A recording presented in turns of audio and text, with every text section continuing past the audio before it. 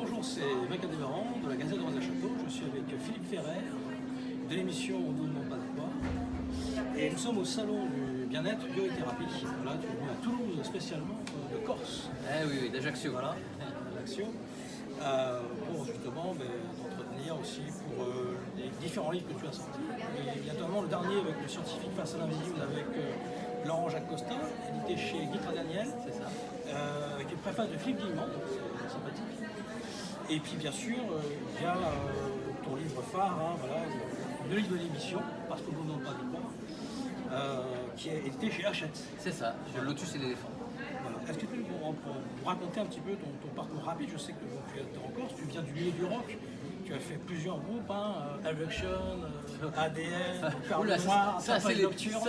les vieux, là ça remonte à mon enfance. Là. Voilà, ta jeunesse. Non, les vrais groupes que j'ai fait, c'était Tapage Nocturne, à laquelle j'ai fait 2 albums, j'ai fait 3 albums avec Rocky, et Mister Pop, qui était plus électro, j'ai fait 2 albums aussi. Voilà. Ouais.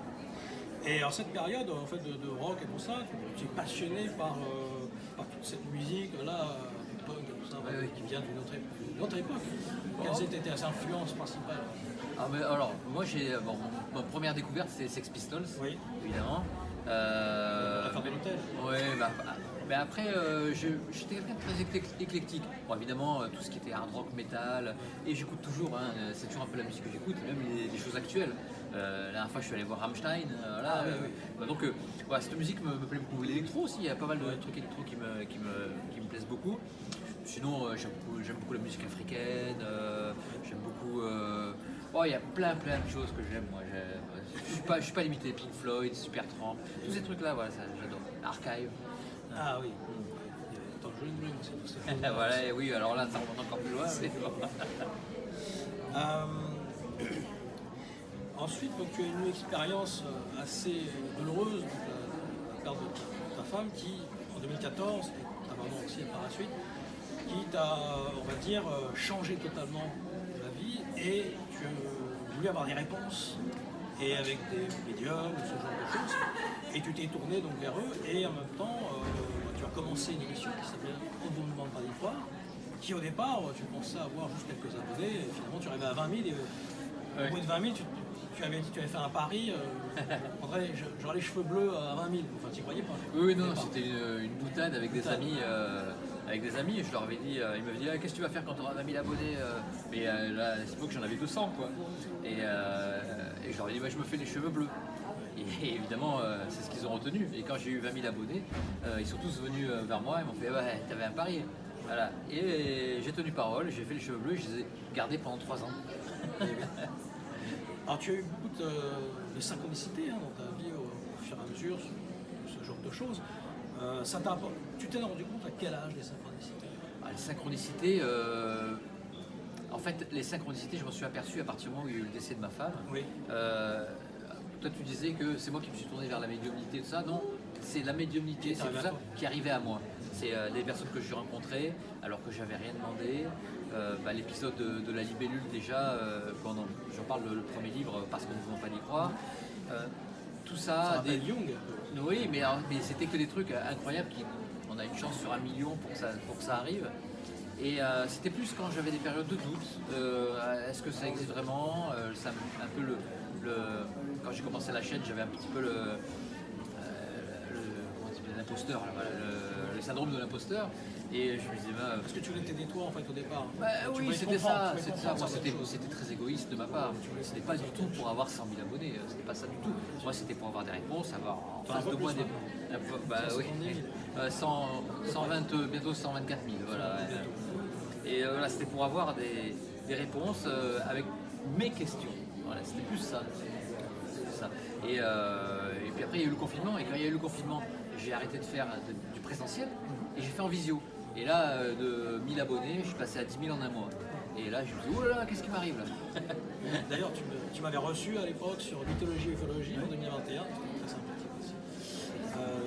Tu as fait peu d'ufologie en plus, tu avais Jean Librero. Ouais, Jean Librero. J'en ai fait quelques-uns. John Stoney, Stone Hill, j'ai fait. Ah oui, oui. J'ai fait Jean-Claude Bourret.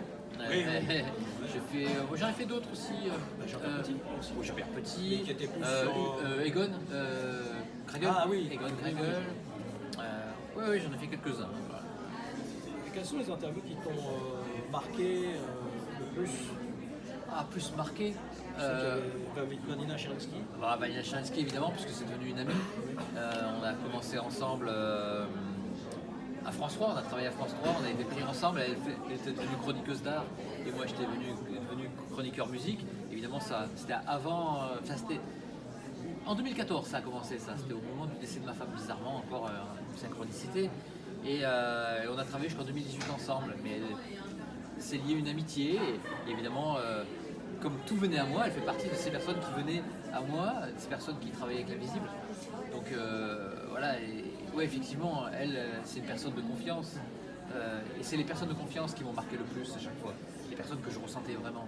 Et il y en a beaucoup quand même. Hein. Il y a eu Alexandre Gabriel qui est de Toulouse, il y a eu Jean-Marc Bernard. Jean-Marc Bernard aussi, bien sûr. Travaillé sur la synchronicité. Laurent Kaspovitz aussi. Laurent Kaspovitz, que j'aime Phénomène. beaucoup. Ouais. Mais il y en a tellement. Philippe Guimond. Ah bah oui, qui a fait la préface de notre livre dernier. Et alors le jeu de société, alors, le jeu de société, il est prêt à être édité, hein, mais le problème c'est que pour l'instant, j'ai pas eu la réponse, j'ai pas signé de contrat encore, donc je sais pas encore comment je vais faire. Est-ce que mon éditeur va aller au bout du projet, ou alors je vais le faire avec un crowdfunding, pourquoi pas, je sais pas encore. Je me pose des questions. Sur quoi tu travailles actuellement? Un nouveau livre peut-être? Plutôt des documentaires qu'on a prévu de faire. Donc voilà, c'est sur des bureaux de production là pour l'instant. D'accord. Peut-être un film, peut-être quelque chose. Ça va être une série. documentaire, Une série. Est-ce que tu as un dernier message à faire passer? Eh ben, le seul message que je voudrais faire passer, c'est que qu'il faut croire en soi et écouter sa petite voix. Et ça, c'est quelque chose que j'ai appris. J'ai appris à l'écouter et à différencier un petit peu ma petite voix de mon ego qui est surdimensionné comme tout le monde dit. Et Côté punk. ouais. Série noire. Oh là là, série noire. Vous, tu connais tous les groupes que j'ai fait il y a très longtemps. Voilà, et écouter cette petite voix et écouter son corps aussi pour les décisions qu'on va prendre. Et c'est comme ça qu'on avance vers le meilleur de ce qui nous attend. Il y avait les blackmailers aussi. Oh, alors là, c'est encore plus, mais tous les... J'avais 18 ans. Là. Ben, merci beaucoup Philippe. Merci Mike. Et à très vite. À très vite. Merci beaucoup.